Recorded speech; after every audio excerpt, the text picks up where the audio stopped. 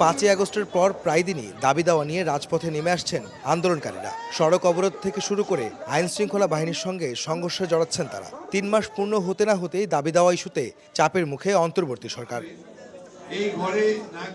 এ নিয়ে ক্ষোভ প্রকাশ করেন বিএনপি মহাসচিব।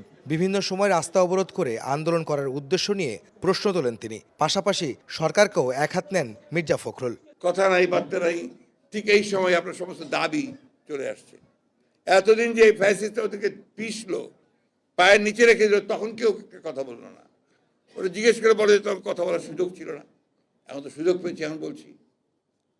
এটা থেকে পরিত্রাণের একমাত্র উপায়, জাতিকে রক্ষা করার একমাত্র উপায়, শহীদ জিয়াকে অনুসরণ করে সকলের সঙ্গে আলোচনা করে অতি দ্রুত নির্বাচনের ব্যবস্থা করুন।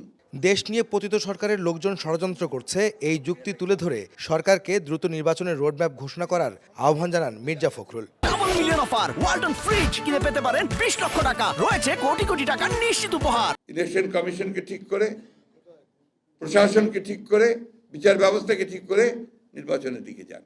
বাকিগুলো যারা নির্বাচিত হয়ে আসবে তারা করবে। আমরা তো এটাও বলেছি যে নির্বাচিত হয়ে আসতে পারলে আমরা একা দেশ চালাবো না, আমরা একটা জাতীয় সরকারের মধ্যে সমস্ত দলগুলোকে নিয়ে, যারা আমাদের সঙ্গে আন্দোলন করেছে তাদেরকে নিয়ে আমরা দেশ চালাবো। রাজধানীর ডিপ্লোমা ইঞ্জিনিয়ার্স ইনস্টিটিউট মিলনায়তনে এক অনুষ্ঠানে যোগ দিয়ে বিএনপি নেতা মঈন খান বলেন, যতটুকু সংস্কার প্রয়োজন ঠিক ততটুকু করেই অন্তর্বর্তী সরকারের নির্বাচন দেওয়া উচিত। নির্বাচনের একটি সুষ্ঠু নিরপেক্ষ নির্বাচনের জন্য যে সংস্কারগুলো অত্যাবশ্যকীয় প্রয়োজন, সেই সংস্কারগুলো সম্পাদন করে একটি সুষ্ঠু নিরপেক্ষ নির্বাচন দিতে হবে। গণঅভ্যুত্থান কোনো একক গোষ্ঠীর নয়, সবার ঐক্যবদ্ধ প্রচেষ্টায় অর্জিত। এই সফলতা ধরে রাখতে সবাইকে সজাগ থাকার আহ্বান জানান ডক্টর মঈন খান।